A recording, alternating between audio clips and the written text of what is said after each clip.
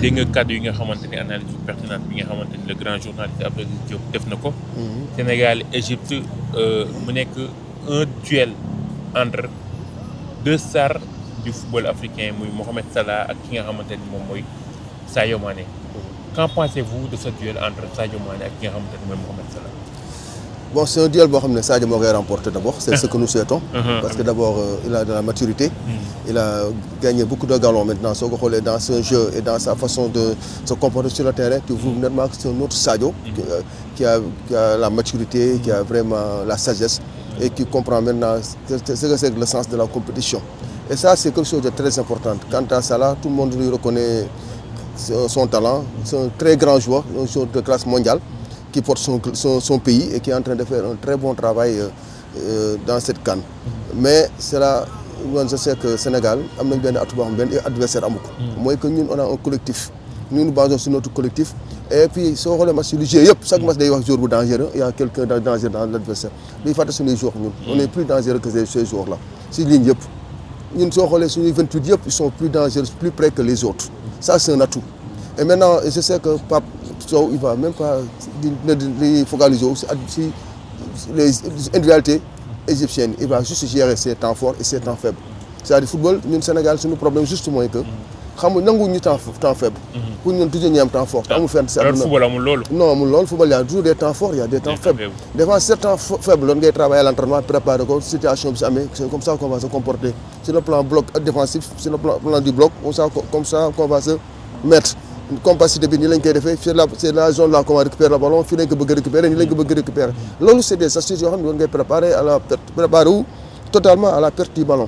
Mais temps fort yooyu temps faible yooyu nag il faut ñu xam ñu nangu ko que dafay am et que foofu la ñuy wane nag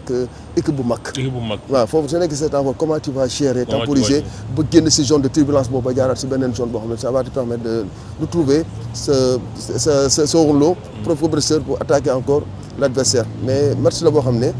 ñaari équipe ku si attaquer tu vas attaquer intelligemment parce que c'est une dëkk na ubbeeku affaire la boo xam ne képp lu muy def tout en attaquant tu vas préparer ta défense. Ça c'est un problème déjà ce qui fait que ku gën a baax si transition yaa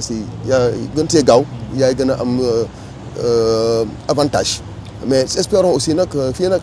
lu bëri di soppeekoo lu bëri loo xam ne tey duñu ko baalati mooy que ñun xëccante occasion la aussi. tey sunu attaquants yi il faut qu'ils nous libèrent aussi si mën a nekk parce que ce serait mieux que occasion mu ñu am ñu teel ko dugal parce que dinañu yombalal liggéey bi parce que compétition bi moo dul baale te su dul baale su tolloo fii nag dafay laaj ñoom ñëpp ñu gën a concentré wu gën a appliqué wu sur le dernier geste pour occasion ñu mën di ko concrétiser parce que match bi moo ñu yóbbu final te incha allah y a de la place parce que jouer contre l'Égypte bon mën nañu wax rëy na. Mais Égypte am nañ benn ascendance psychologique ci kawam mais ça veut rien dire d'accord mais même sur le terrain je pense que su bal bi dawee tuuti ñun on va retrouver notre équipe notre vrai Sénégal parce que suñu xoolee suñu premier match ba tey fu ñu toll suñu équipe dafa wane ay visages yu bari ay visages muy wane ni ñun on a un football dominant ñun day football suñu mën na la imposer un rythme qu'on veut on peut ñun accélérer comme on peut décélérer et ça c'est pas facile à donner à n'importe quelle équipe yu bari Nigeria moo fi am benn tempo bu muy joué te soo ko xoolee lu ko ëpp si contre pressing la ak défendre en avançant di def ay pressing ak tackler loolu lay joué mais Sénégal ñun on a tendance à vraiment à jouer de telle manière que l'adversaire qui a le ballon lu muy nga xalaat suñu attaquer derrière ce qui fait que même seen attaque n'arrive pas à bien les concrétiser tellement ils sont un peu se sentent un peu menacés loolu c'est un avantage pour nous maintenant ñoo si profité gën a dëggal loolu ce jour du match ñu wane ni match compétition nag ñi fii la gën a ëpp solo mooy gagner la et pour gagner nag il faut marquer des buts mais nag ñu xam ni aussi ñoom ils savent que c'est des professionnels match la boo xam ne mën na dem à l'usure mën na dem ba tir au but mën na dem fu ne tout est possible et scénario yëpp baax na xam nga lu ëpp solo c'est de passer parce que regret mooy après mais quand on passe man ni ñu ko mën a jàllee baax na te incha allah yal na yàlla dimbali ñu may leen wér ñoom ñëpp may leen vraiment doole ba match boobu ñu gagné ko avec nos leaders qui sont la colonne vertébrale pratiquement muy gardien bi ba si attaque bi foo gis am na fa ay leaders yoo xam ne mën nañu dimbali et puis l'équipe est très collective très compacte et très déterminée pour cette demi-finale. On va une équipe boo xam ne moom su boppam moo jël affaire en main te dañ koy dégg seen i wax ak seen i jëf da koy gis ni ñi c'est une équipe qui en veut c'est une équipe boo xam ne xam na ce qui les attend xam na lu bëgg a dem te ñu ngi koy doxalee bu baax a baax incha allah. Ibrahima dogguma la. c'est-à-dire coach d'accord naa si lu mu wax yëpp si yenn analyse yi mais am na benn ponk du ma fa xaw a d'accord ak moom parce que lui c'est un entraîneur de football quand tu dis que sur les individualités duñ si attardé wu loolu je ne suis pas d'accord. lu tax non attends léegi lu tax pourquoi parce que boo amee sa équipe adverse mu am ay poison day baax nga étudier leen bu baax a baax a baax n'oublions pas que contre la RDC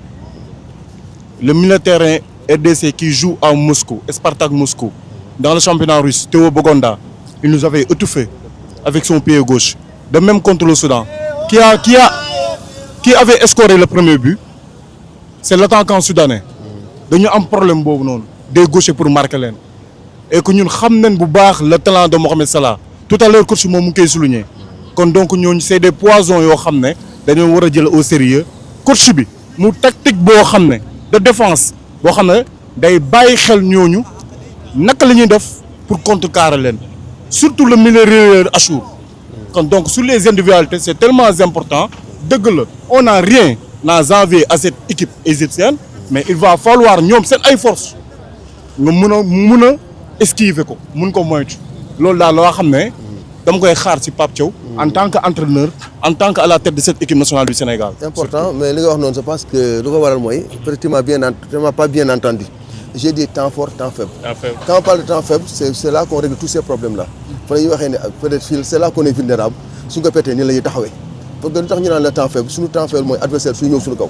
quand il vient sur nous du ñu attaquer suñu comportement lan la war a nekk sur le plan collectif sur le plan individuel mais surtout sur le plan collectif. Surtout ça c'est très important. Voilà parce que on a des problèmes à gérer nos temps faibles. Voilà maintenant suñu temps fort nag c'est lay moo ñu permettre dans les séances vidéo nga ne moo tax man nag ñoo déggul si temps faible ngay toog suñu temps vidéo nga ne ils sont là ils sont ça parce que équipe doo jouer moom mukk te doo ko xool di ko superviser di nga tëdd guddi yëpp peut-être ñu ngi leen di vigier ñu ngi leen di xool là on est en train de voir seen point faible ak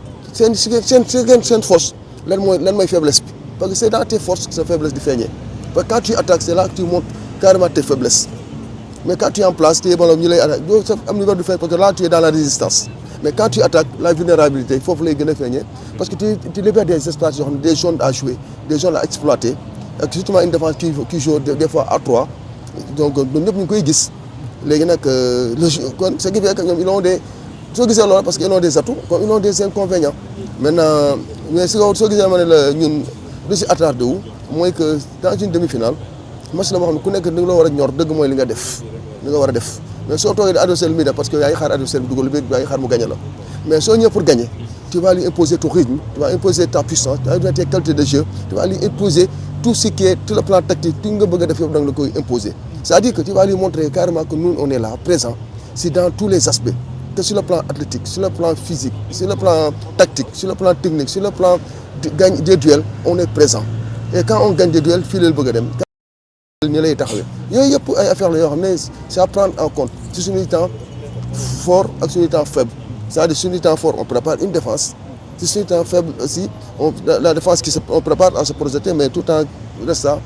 de manière compacte en fermant les espaces yoo xam ne vulnérables. coach wax nga sànq lu am solo muy la défense égyptienne nekk na défense boo xamante ne day jouer à 3 naka lañ mën a def pour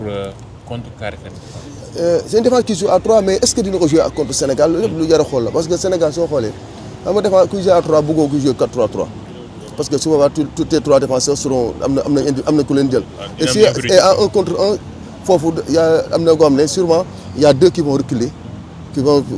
être à 5 donc ce qui fait que ils sont regroupés derrière Égypte ñaar la si mën a am si loolu mooy soit ils sont derrière ils sont donc sur le plan offensif ils vont avoir que des flèches pour exploiter les espaces yu luy bàyyi si ginnaaw pour mën a def course là on va les gérer beneen bi mooy que sur le jeu à 3 dans le jeu combiné foofu du mën a du yomb si ñun parce que militaire bi day xat mais du fay am solo mooy le cherche de troisième homme le 1-2 pour chercher le troisième et quand ak les dédoublements qu'on sait bien faire soo xoolee même suñu match ak Mali bu ñu koy gagné ci dédoublement lañ koy gagné et dans ces courses de dédoublement là ñun mën nañ si am lu bari et je pense que c'est suñu atout la parce que suñu latéraux yi dañuy génn day centre ji suñu militaires yi ils sont joueurs day football. Et sur le plan défensif on jette pas, on joue sur les 3 lignes. Comme ce qui fait que ñoom suñu pressé ñun on a les atouts pour sortir du pressing. Maintenant l'un di nag mooy vulnérable bi mooy il faut s'attendre à tout.